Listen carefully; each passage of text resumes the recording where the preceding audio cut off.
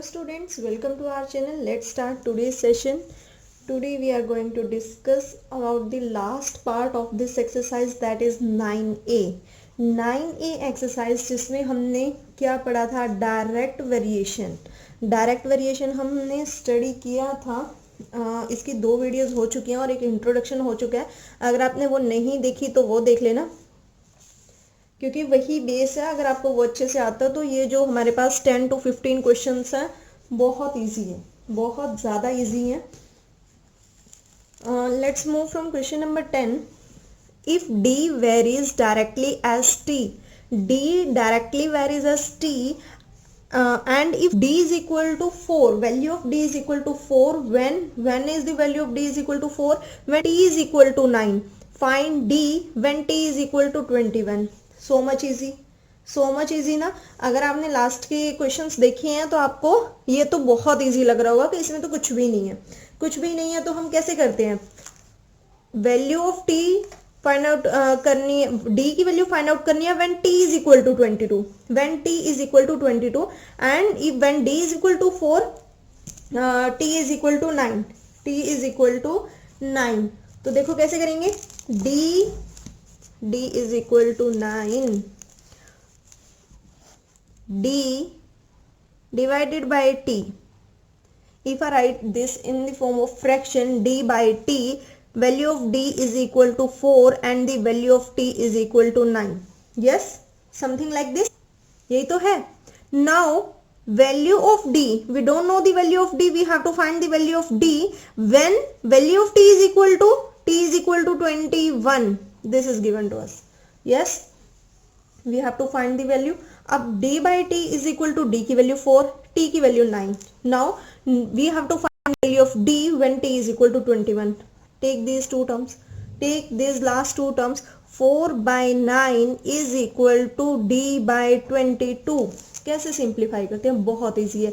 जिसकी value find out करते हैं उसको एक साइड पे रखो. It's your wish, you have to write it in right hand side और लेफ्ट हैंड साइड. कहाँ रखोगे आप उसे, कहाँ लिखोगे?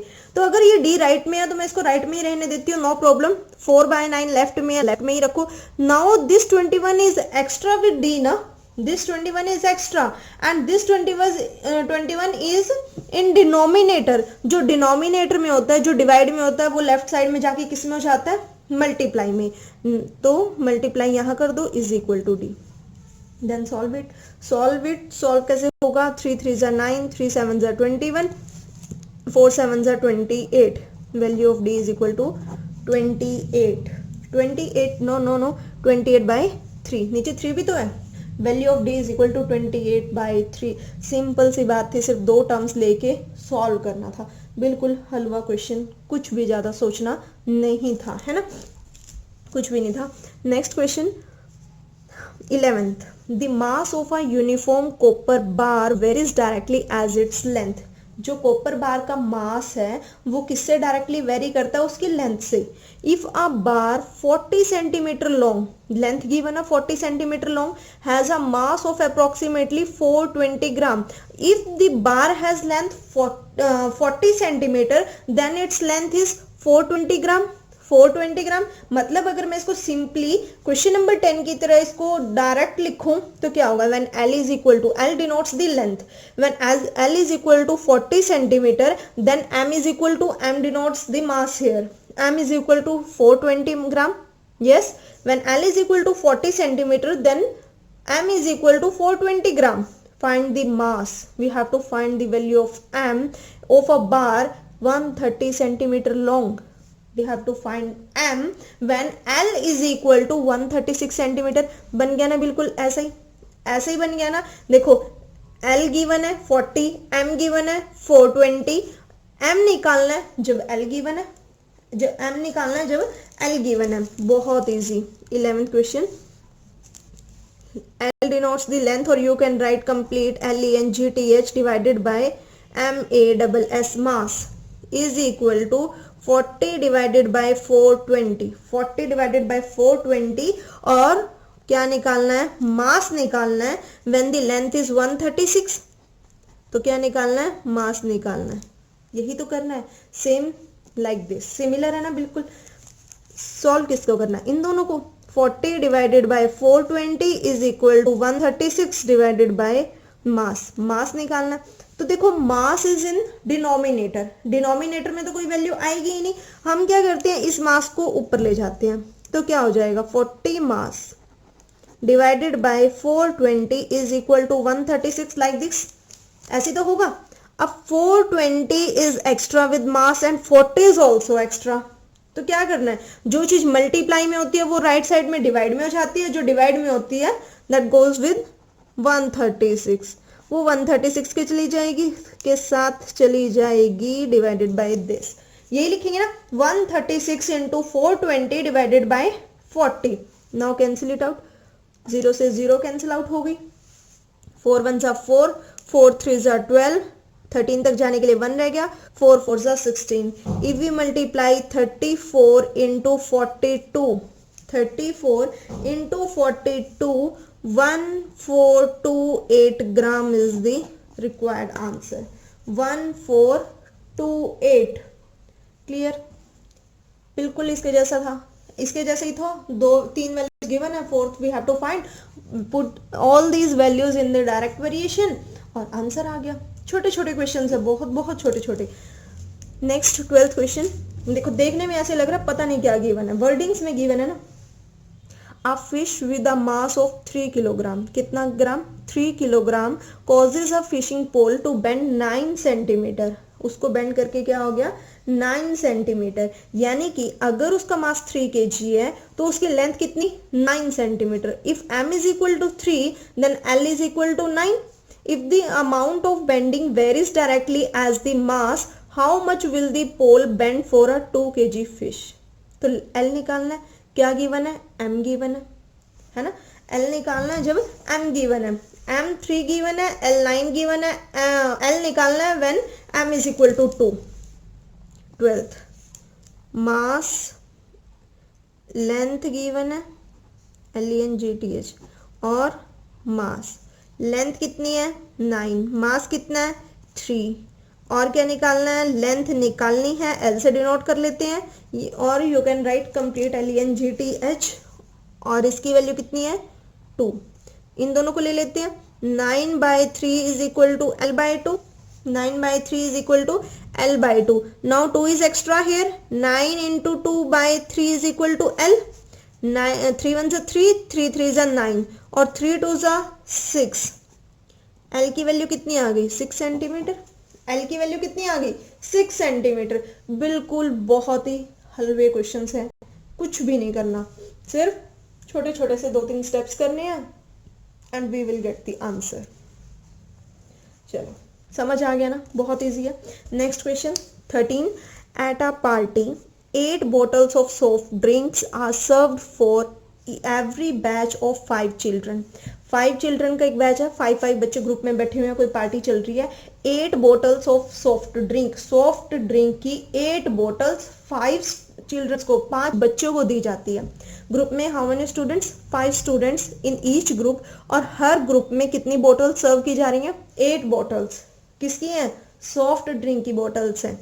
How many bottles would be served if the 40 children were present at the party।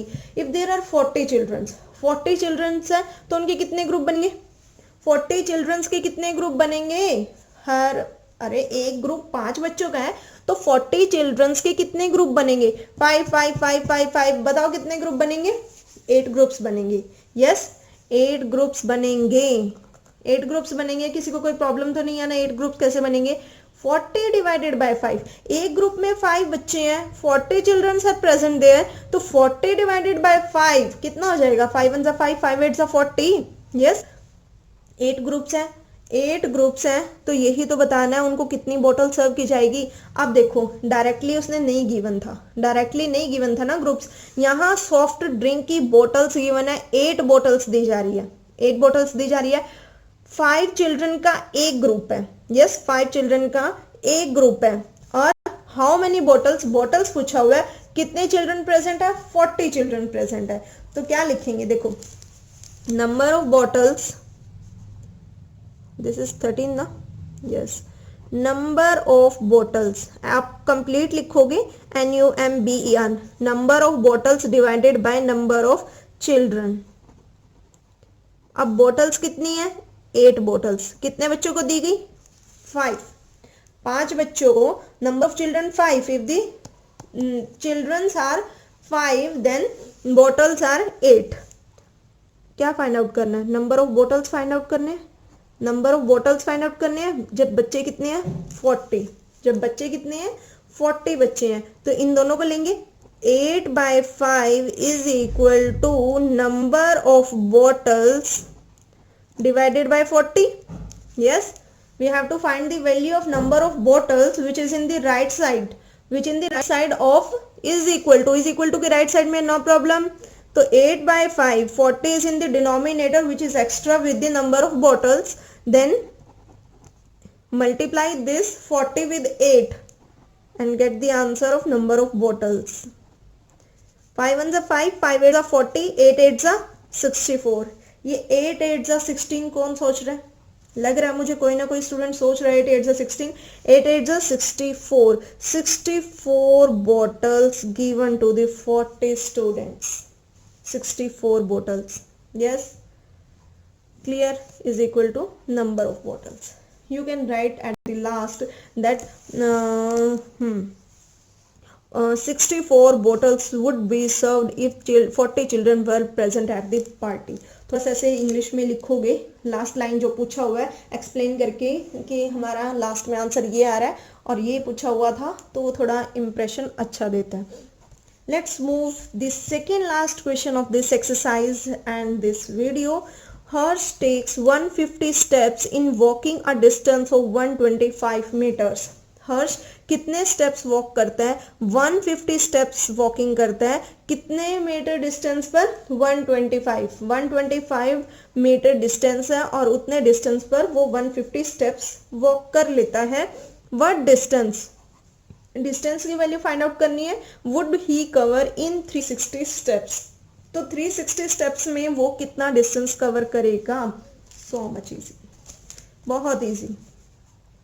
14 question देखो. Number of steps divided by number distance covered. Number of steps divided by distance covered. Number of steps कितने? 150. Distance कितना cover? 125. फिर उसने number of steps कितने दे दिए? 360 और distance बताना है. डिस्टेंस पूछा हुआ है, डिस्टेंस कितना कवर किया. यस, यही पूछा हुआ है ना. So 150 divided by 125 is equal to, last के 2 टर्म्स लेते हैं, लास्ट के 2 वैल्यूज, डिस्टेंस कवर्ड, यही लिखेंगे. अब हमें क्या वैल्यू निकालनी है? डिस्टेंस कवर्ड ना, तो ये तो डिनोमिनेटर में है, इसको ऊपर ले जाते हैं 150 के साथ. 150 into distance covered divided by 125 is equal to 360. Now 150 and 125, which is in the numerator and denominator respectively, they are extra with distance covered, and we have to find the value that how much distance he traveled. Yes, so distance covered, distance क्या लिख रही हूँ? Distance covered is equal to 360. 125 is in the denominator, it goes to the right side with 360 and get multiplied.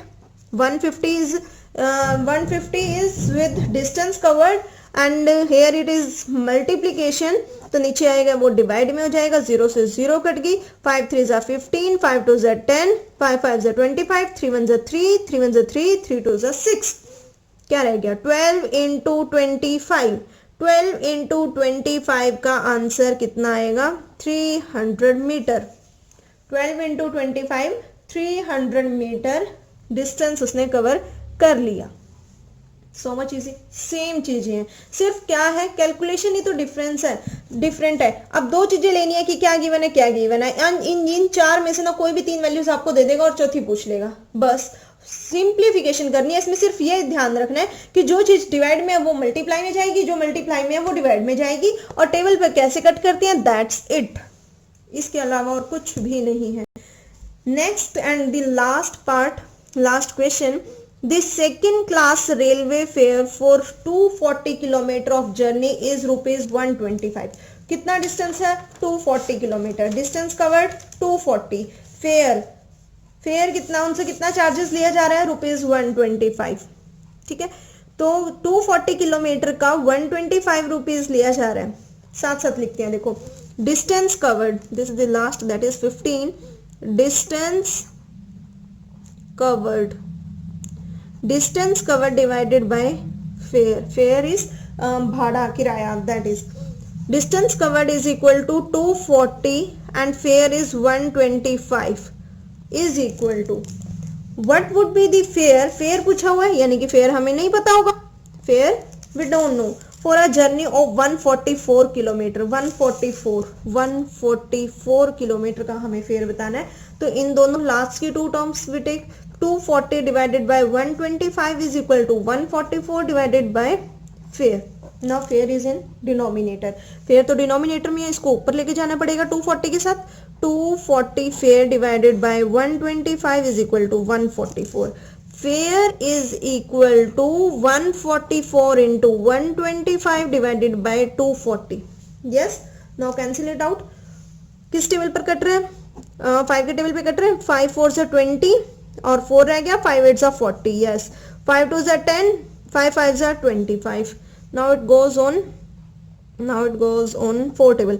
4 1 are 4, 4 2 are 8, 4 3 are 12, 13 14, 4 6 are 24, 12 1 are 12, 12 3 are 36 और 3 को if you multiply 3 by 25, answer is ₹75.